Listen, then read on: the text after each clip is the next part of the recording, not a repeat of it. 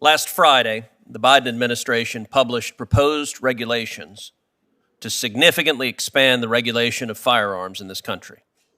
That proposed regulation and this hearing both focus on so-called ghost guns. It's a name that is intended to scare people. It's designed to make people think that certain firearms are more dangerous than others, that certain firearms are beyond the reach of current law. That's nonsense. It's simply not the case. The so-called ghost guns that we're talking about are nothing but homemade firearms. There's nothing special about them. There's nothing weird about them.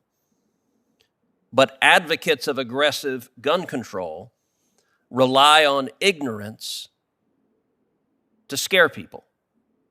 Homemade firearms aren't any more dangerous than any other firearms. And for all relevant purposes, homemade firearms are treated like any other firearm under the law.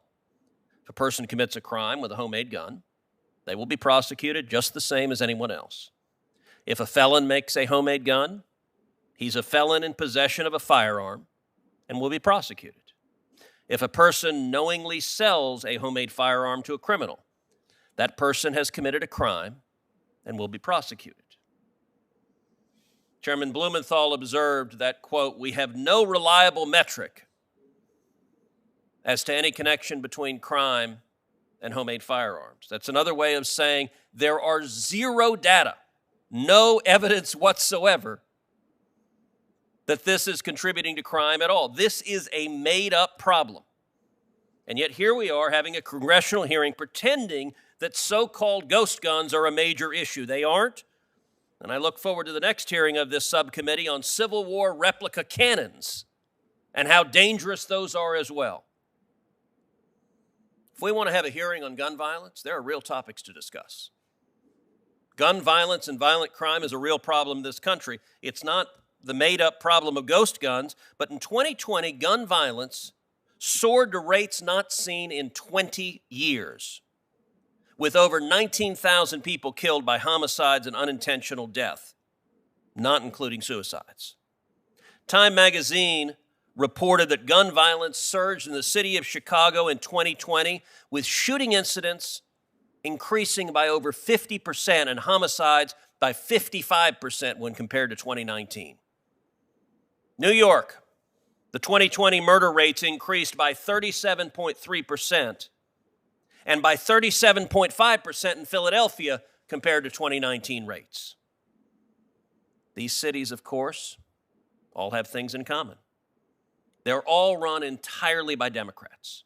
They all have strict gun control measures that criminals don't follow. Law-abiding citizens are disarmed, the criminals are not, and the deaths follows accordingly. And they're also all epicenters of the Democrats' radical push to defund the police. This committee has confirmed one senior official at the Department of Justice who's advocating defunding the police, and this committee is preparing to move forward on a second senior official at the Department of Justice who's advocating defunding the police. If Democrats want to stop gun violence, let's have a hearing on how the move to defund the police is causing more homicides. Let's have a hearing on how gun control proposals are making people more vulnerable to violent crime and how they failed the big city Democrat cities. That actually would be a hearing focused on crime and stopping it, and not instead a made-up topic of ghost guns. We already know that homemade guns are not a problem in terms of actually being involved in violent crime. When the Department of Justice surveyed criminals to ask how they obtain firearms used in crimes, not a single one appears to have said that he made his own weapon.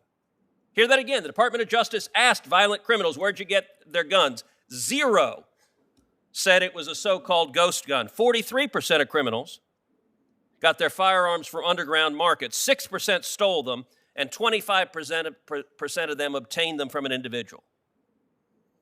So why are we talking about this made-up issue? It's simple. Democrats don't want to address the consistent, proven, empirical failure of gun control laws. They don't work, and they make crime worse. But they also want to scapegoat law-abiding citizens. the hobbyists who make homemade guns, who are not committing crimes. They want to scapegoat them. But the real issue is in something Chairman Blumenthal made several references to. He referred to these guns as untraceable, and that term was meant to be ominous. That's what this is all about. The Democrats on this committee want to trace every firearm in America.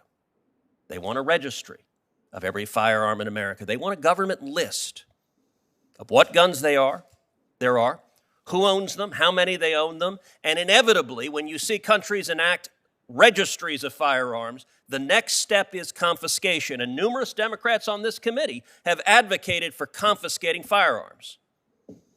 At home, Heidi and I own firearms. There is no government list of the firearms we own, and I'm very glad there's no government list of the firearms we own.